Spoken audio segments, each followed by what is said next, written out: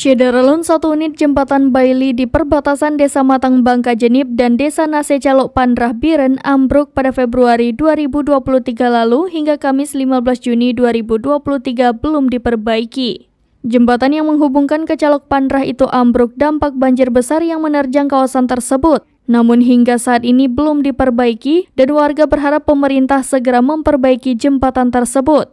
Sejak jembatan ambruk, warga tidak bisa melintas. Beberapa waktu lalu, warga berinisiatif membuka akses pada ujung jembatan yang ambruk agar kendaraan roda 2 bisa melintas. Sehingga pengendara roda 2 dapat melintas dengan berhati-hati melalui celah ujung jembatan.